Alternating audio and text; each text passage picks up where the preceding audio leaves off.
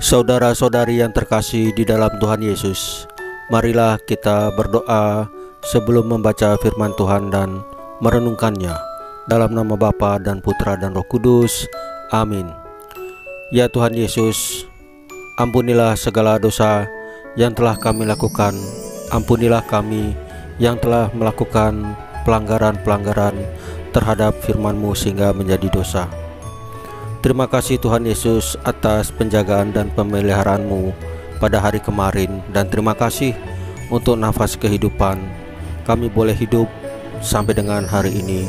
Terima kasih hari ini Engkau berikan pada kami agar kami dapat berbuat sesuai dengan firman dan mewartakan firman-Mu dalam hidup kami sehari-hari. Amin. Dalam nama Bapa dan Putra dan Roh Kudus. Amin. Tuhan beserta kita sekarang dan selama-lamanya. Pembacaan hari ini dari Injil Lukas pasal 9 ayat 43b sampai dengan 45 dengan perikop pemberitahuan kedua tentang penderitaan Yesus. Ketika semua orang itu masih heran karena segala yang diperbuatnya itu, Yesus berkata kepada murid-muridnya, "Dengarlah dan camkanlah segala perkataanku ini. Anak manusia akan diserahkan ke dalam tangan manusia. Mereka tidak mengerti perkataan itu, sebab artinya tersembunyi bagi mereka, sehingga mereka tidak dapat memahaminya, dan mereka tidak berani menanyakan arti perkataan itu kepadanya." Demikianlah sabda Tuhan. Terpujilah Kristus. Saudara-saudari yang terkasih di dalam Tuhan Yesus, Yesus untuk yang kedua kalinya memberitahukan penderitaan yang harus ditanggungnya. Dengan mengulang sebanyak 2 kali, Yesus bermaksud agar para murid-muridnya segera memahami bahwa Ia sebagai Mesias memang harus menderita. Pada waktu itu Yesus masih dipandang sebagai Mesias yang akan selalu menang dan tidak akan menderita. Kita juga mungkin seperti para murid itu. Meskipun Yesus sudah berulang kali mengatakan kepada kita bahwa setiap orang yang mau mengikut aku, ia harus menyangkal dirinya, memikul salibnya setiap hari, dan mengikut aku. Tetapi hati kita belum siap untuk menerima dan bertahan dalam penderitaan karena iman kita. Bahkan kita mungkin cenderung menghindari penderitaan dan mencari rasa aman. Menjadi murid Yesus yang sejati pada zaman sekarang ini memang sangat tidak mudah, saudara-saudari. Apakah kita akan mundur? Tentu tidak.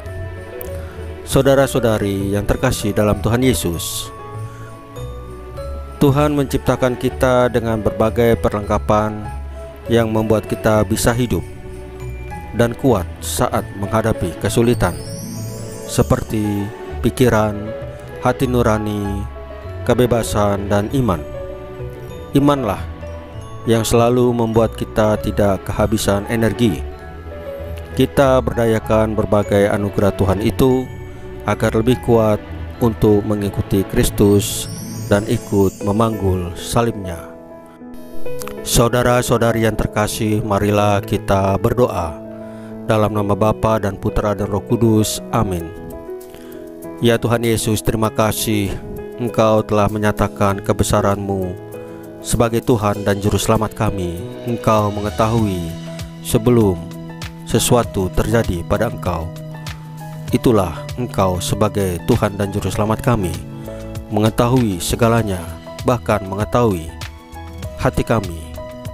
Ya Tuhan Yesus, terima kasih atas penyelenggaraanmu, dan Engkau adalah Mesias, Anak Allah yang hidup. Kami percaya bahwa dengan mencintai Engkau, dengan membaca firman Tuhan ini, kami semakin mengenal Engkau yang benar-benar sebagai Tuhan dan Juru Selamat kami. Ya Tuhan, kami mohon Roh Kudus-Mu agar dapat memimpin dan membimbing kami di dalam hidup kami sehari-hari, agar lebih sesuai agar lebih mengikuti firman-Mu yang menjadi keselamatan kami. Ya Tuhan Yesus, kami percaya bahwa Engkau selalu hadir dalam hati kami, karena Engkau adalah Tuhan dan Juru Selamat kami. Engkau Gembala yang baik yang akan membimbing kami ke jalan yang benar, ke rumput hijau yang mendamaikan kami, memberi kami damai sejahtera. Terima kasih atas semuanya ini Tuhan Yesus. Kami percaya firman-Mu tidak akan kembali dengan sia-sia. Amin. Dalam nama Bapa dan Putra dan Roh Kudus. Amin. Saudara-saudari yang terkasih, demikianlah firman Tuhan hari ini dan renungan hari ini. Tuhan Yesus memberkati kita semua. Amin.